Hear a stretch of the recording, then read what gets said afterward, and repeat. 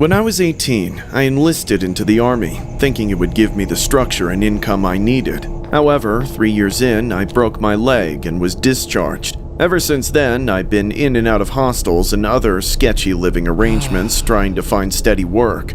I lucked out when I found a decent hostel where everyone actually gets their own room, so I moved in. I've been in this hostel for about a year now. I have a nice little room that I can call my own, and everyone else has their own private spaces to do their stuff in. The only shared spaces are the kitchen, bathroom, and the living room, but pretty much everyone stays in their respective bedrooms unless they need something. This is great, because all sorts of people are constantly moving in and out. It's a lot of addicts and homeless folks, so I'm glad I don't have to see whatever weird and/or illegal shit they're up to. I do have one friend, sort of. He lives at the end of the hall, and his story is a lot like mine. We hang out sometimes, but we mostly keep to ourselves. Unfortunately, not everyone is so chill. Recently, this larger old guy moved in, and within the first day, he gave everyone the creeps. I'll just call him the Saw guy, since he was obsessed with the Saw series. He brought with him a small TV and a DVD player, but the only DVDs he had were the Saw movies, and I mean every single one.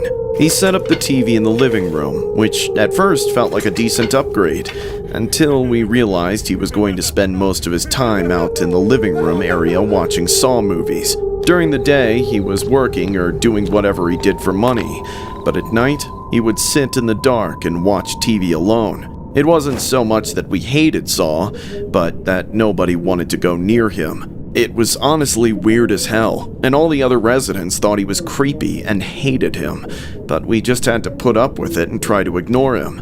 However, one night I reached my limit. I was trying to sleep, but there were loud-ass noises coming from outside. It was Saw noises, again, but this time it was louder than ever. I tried to ignore it by holding my pillow over my ears to disregard it, only for it to get even louder. Finally, I couldn't take it anymore. I was done asking nicely. That's when I got up to go out there and make him turn it off. How many times do My heart nearly stopped. The noise wasn't coming from the TV. It was coming from behind my friend's door, and he was screaming for help. I sprinted to it and broke through. That's when I saw the Saw guy on top of my friend, stabbing him. I rushed in and grabbed the guy, ripping him off my friend. He got up and turned right back at me. Then he charged with the knife. I was already running out of there, and I made it back to my room, then slammed the door and locked it. It took the Saw guy a few seconds to reach my door, but when he did, he made it seem like it was made of paper. He pounded on it and split the back down the middle. Then he stabbed through it with his knife. I realized I only had a matter of seconds to get out of there. I grabbed my phone and opened my window as far as it could go. I had to throw my phone outside to be able to squeeze myself through, but I got out just in time. When I made it to my feet and looked back, he had just gotten through the door. I knew he wouldn't be able to fit through the window, but I didn't want to give him any time to come around. So I picked up my phone and ran away. After I lost him, I called the police. At the time, I had no clue if my friend was going to make it or not, but tragically, the Saw guy went back to finish the job. In the minutes before the police arrived, the psycho forced him down and cut through his spinal cord to paralyze him, just to sit there and watch for a while before finally taking him out. He didn't try to run away after. He let the police arrest him without putting up a fight. That doesn't make him any less of a monster, though. It wasn't enough for him to just kill my friend, but to torture him first, and to do it inside our home. Nothing has felt right around here since. Only the most desperate people still want to stay in this place after they heard what happened. I'm trying to find someplace else to live, but I feel stuck. I try to forget about it, but whenever a new Saw movie comes out, I can't escape it. This story was inspired by a horrific incident regarding a notorious inmate dubbed the Saw Killer, who has seen his jail term extended after stabbing a prison guard in the neck. Matthew Tinling is currently serving 2 life sentences. He was first jailed in 2013. Tindling had watched Saw 6 on DVD while living at a homeless hostel in Maida Vale, West London, and had proceeded to break into a neighboring room belonging to former soldier Richard Hamilton and stabbed him 17 times before sawing through his spine. Then, as he stood trial for another vicious knife attack on an inmate in 2016, he laughed in the face of a high court judge and showed utter contempt for the court, telling Mrs. Justice Mulder he had been a very naughty boy before his trial began. The 36-year-old is now said to have had another 7 years added to his sentence, meaning he will be jailed until at least 2062, after slashing a guard with a knife he had hidden in his mouth. The attack reportedly took place at the high-security men's prison back in February 2021. The guard needed 18 stitches after the stabbing.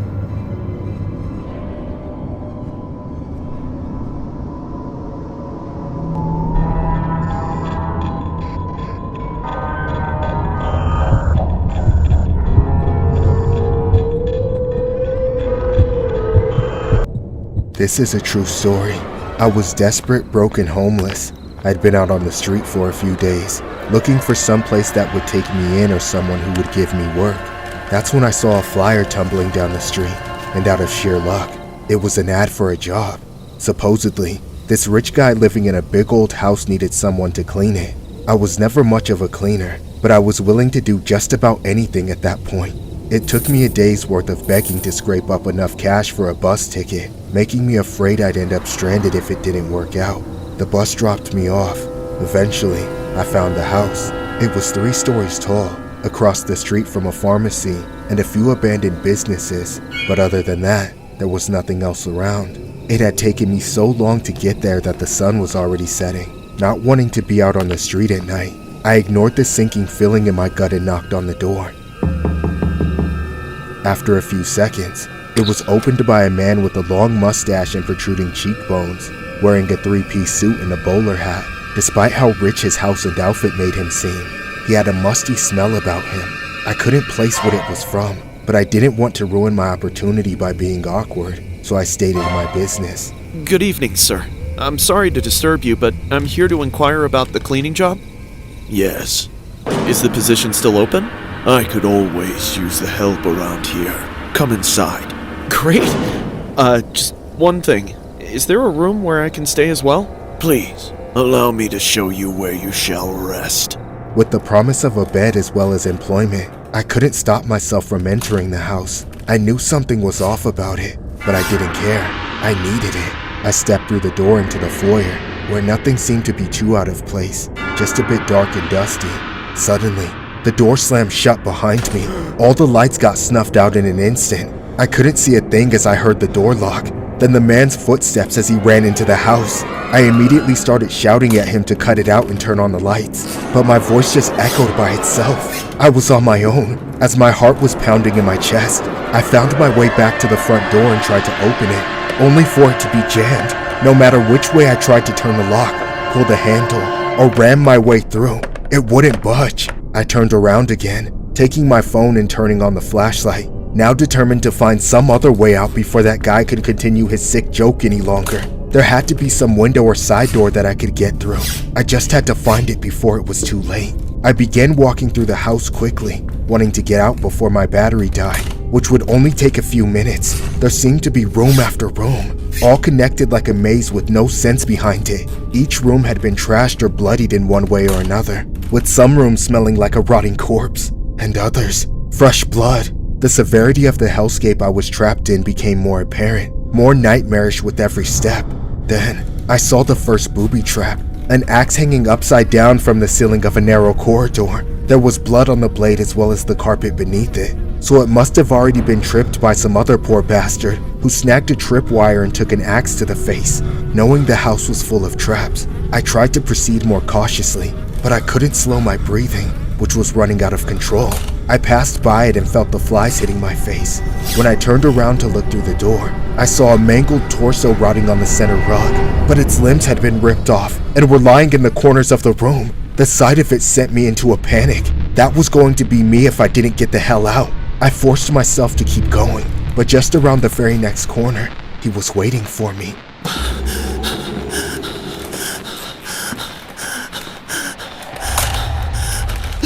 Hey! You let me out of this place! You can't keep me here!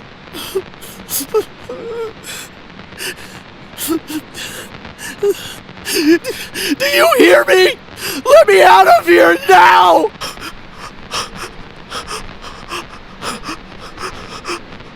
Leave me alone!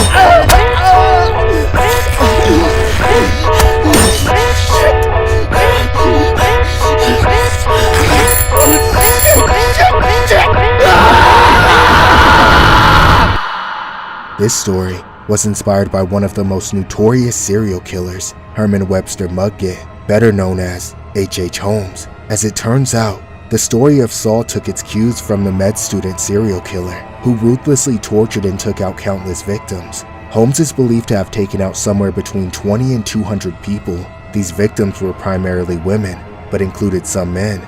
He took out many of his victims in a specially constructed home, which was later nicknamed the Murder Castle.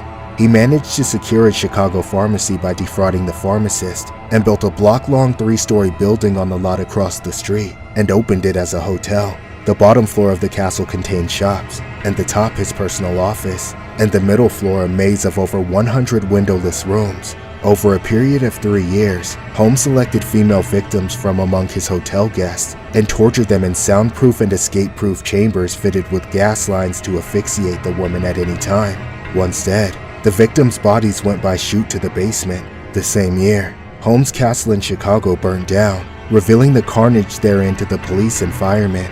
His habit of taking out insurance policies on some of his victims before taking them out may have eventually exposed him regardless. Holmes was ultimately apprehended in 1894 and was hanged for his crimes 2 years later.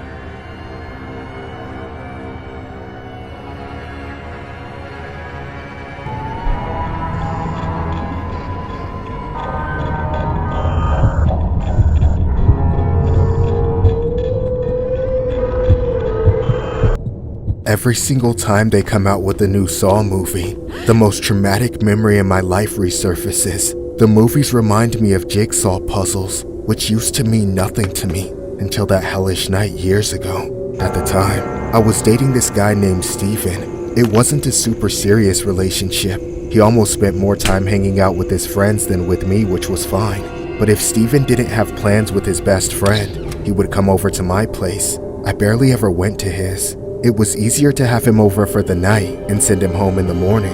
Thinking back on it, I didn't even know Steven all that well. Maybe I was just using him. I certainly didn't have a clue about what was truly going on in his head, though I never felt unsafe around him or anything. Well, not until the night I realized he was the most dangerous person I've ever met. That night, I was sitting on the couch, watching TV for hours as I waited for him to show up. We'd spoke on the phone earlier, and he said he would come over after he got off work.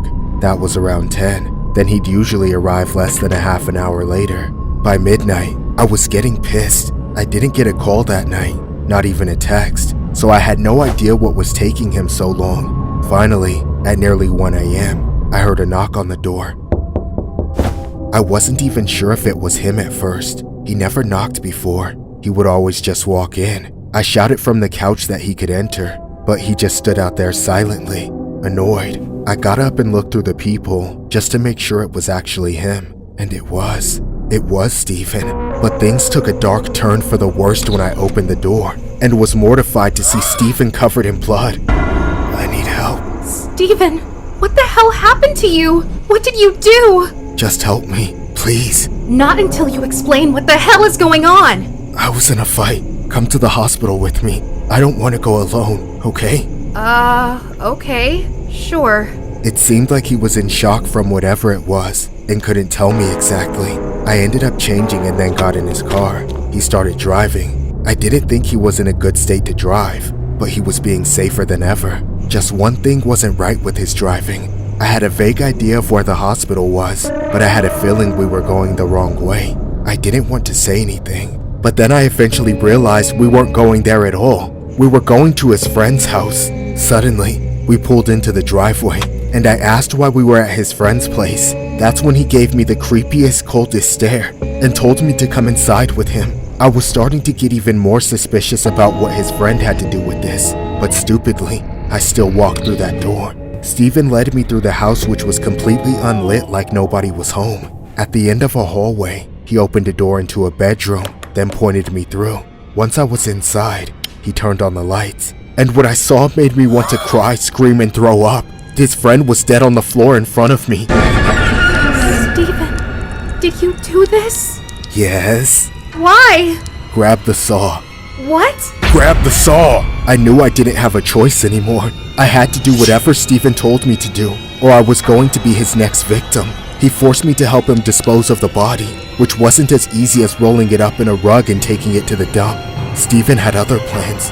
He gave me a saw. He had one too, along with a hatchet he used to take out his friend. Together, we sawed every single limb off the body. Then, we collected various bags and boxes from around his friend's house and packed each part of the body into separate containers. Next, we loaded his car up with the severed remains of his friend and spent the rest of the night scattering them in different locations all over town. Finally, just before sunrise, we were finished. Steven dropped me off at home with instructions to shower thoroughly and burn my clothes. I did what he said, still under his spell of fear, but soon, the body parts were discovered. The case was all anyone was talking about, and as hard as I tried, I couldn't keep silent. I went to the police, knowing they would jail me too. With my confession, they arrested Steven, who still had more secrets he kept from me. This murder of his friend wasn't random. He'd been planning it for months, just like he planned all his previous murders, which he had gotten away with until then. I had been dating a serial killer and didn't have a clue, not before he used me. They dubbed him the Jigsaw Killer for his crimes. After serving some years in prison for my part in the cover-up, I was let out, but I'll never be free from what I did with Steven. Even as he spends the rest of his life behind bars, there are constant reminders of my sins, even in the movies.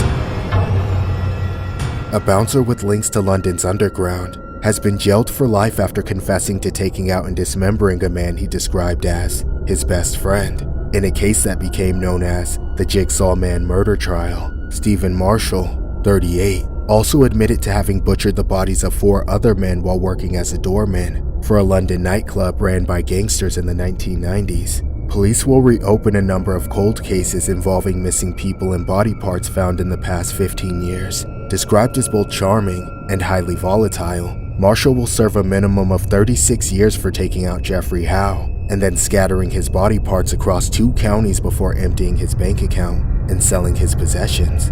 Marshall's 21-year-old girlfriend, Sarah Bush, was sentenced to 3 years and 9 months for helping Marshall cover up the crimes. It was alleged that Marshall had the intention of taking out convicted S offenders in an act of vigilantism, using the names and addresses of convicted offenders retrieved through searching public available offender registries in the US. Marshall was drove to the house of 2 convicted offenders, took them out, and then the unthinkable to himself in Boston, Massachusetts, as police were stopping the bus he was on.